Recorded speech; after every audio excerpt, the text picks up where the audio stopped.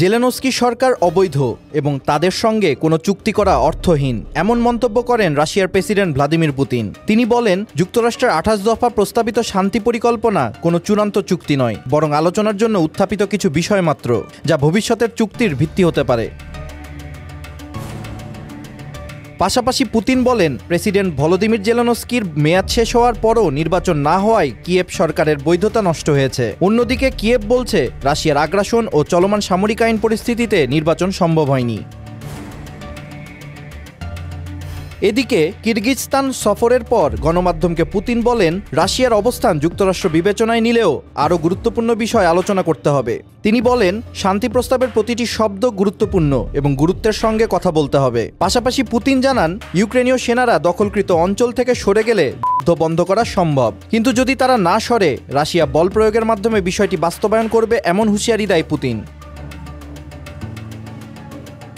এছাড়াও Donetsk, Luhansk, Kherson ও Zaporizhzhia অঞ্চলের পুরো অংশ থেকে সেনা প্রত্যাহারের দাবি জানায় রাশিয়ার প্রেসিডেন্ট। পাশাপাশি ইউক্রেনের ন্যাটোতে যোগদান বন্ধ এবং পশ্চিমা সেনা উপস্থিতি নিষিদ্ধ করার বিষয়টিও উল্লেখ করেন পুতিন। এর ফলে দেশটিতে পুনরায় রাশিয়ার প্রভাব ফিরিয়ে আনার প্রত্যাশাও ব্যক্ত করেন তিনি।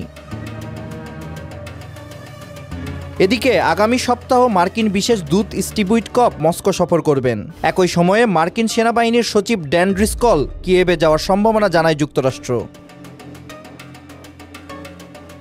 এর আগে ২০২২ সালে রাশিয়া ইউক্রেনে পূর্ণমাত্রা সামরিক হামলা চালিয়ে দ্বিতীয় বিশ্বযুদ্ধের পর ইউরোপে সবচেয়ে বড় সংঘাতের সূচনা করে। পুতিন জেলেনস্কি দ্বন্দ্ব, আন্তর্জাতিক কূটনীতি এবং ট্রাম্পের ২৮ দফা প্রস্তাবের আলোকে বর্তমান শান্তি আলোচনা সময়ের সাথে জটিল হচ্ছে।